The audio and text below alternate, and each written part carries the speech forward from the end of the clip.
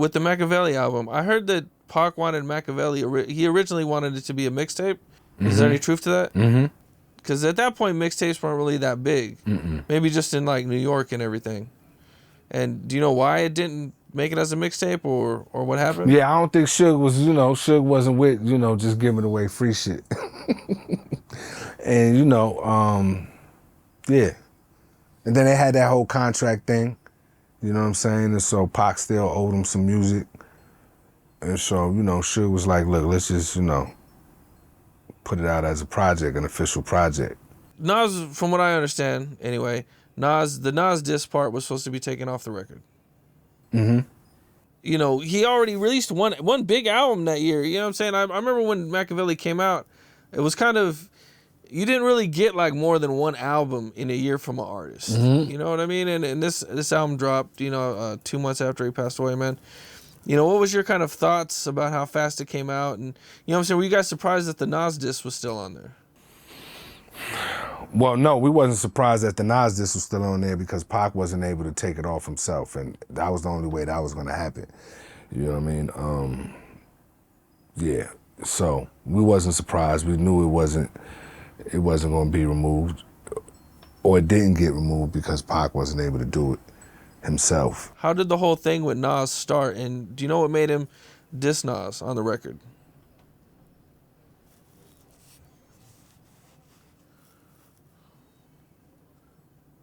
Fake Thug, No Love. What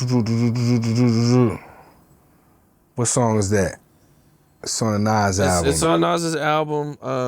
It's on the same album he had that the song with Lauryn Hill.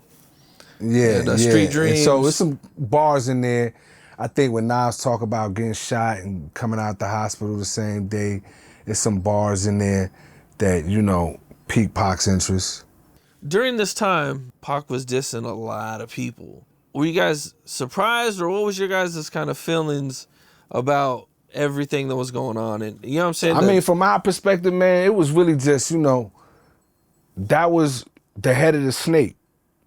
You know what I mean? So to speak, for lack of a better analogy. You know what I'm saying? Pac was the leader. Pac was,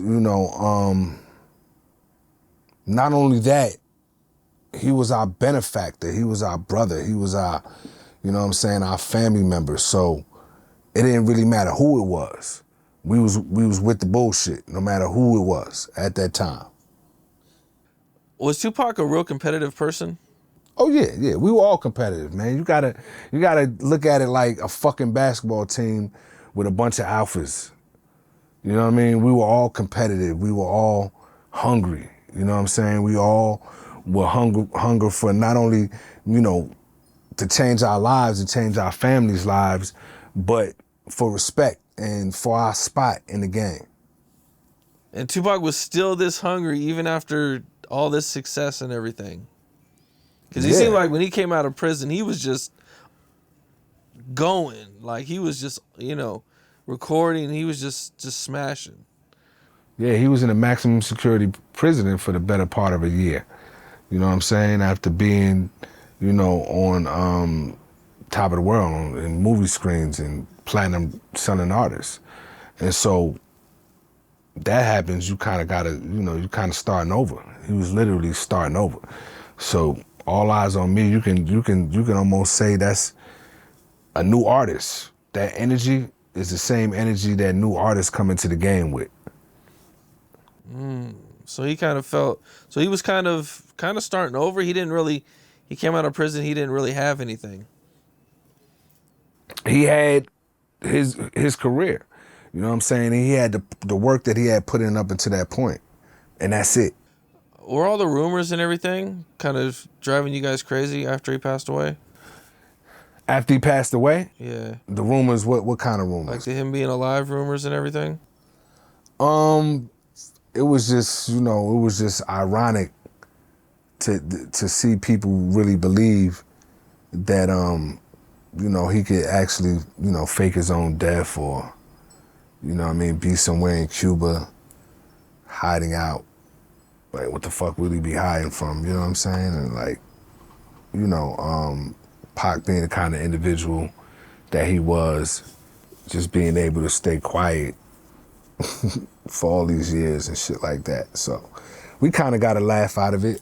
It's one of the things that we could laugh out of that horrific situation.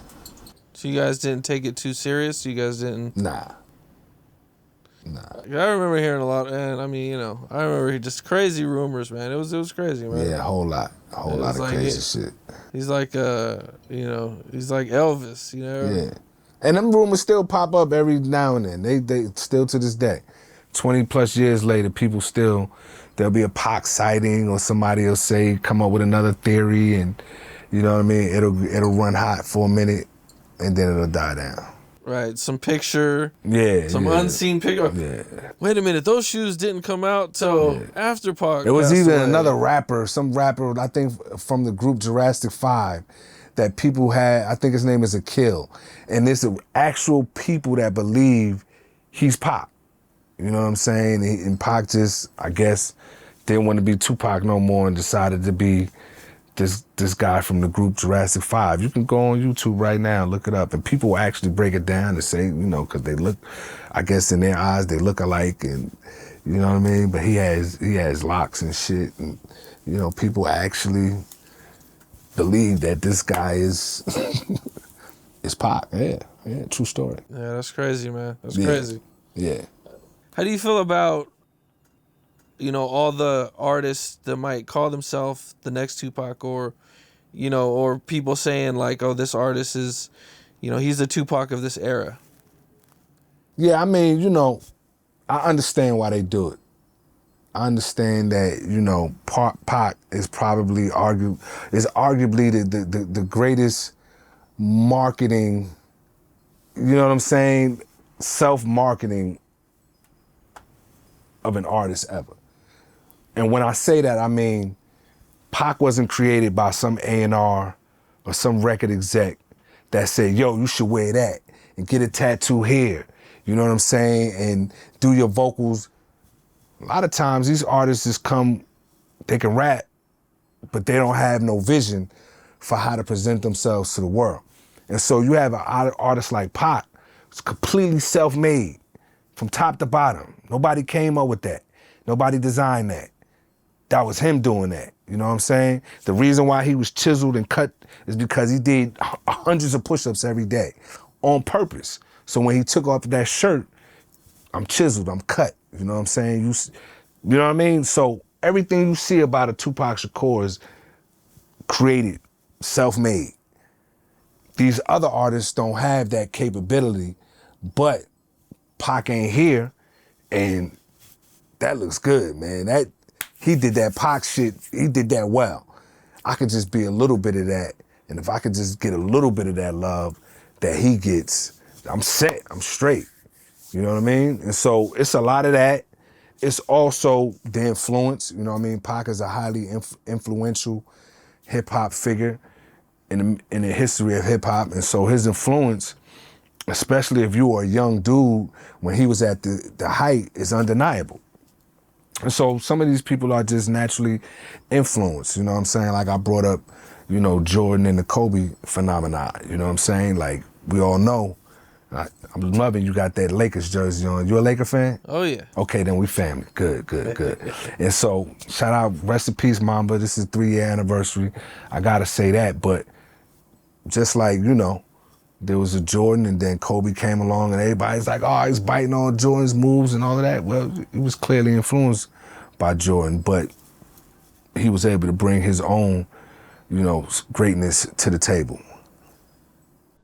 What's up? This is Cam Capone. We got more content like this coming soon, so hit that like button, subscribe, and stay locked in to Cam Capone News.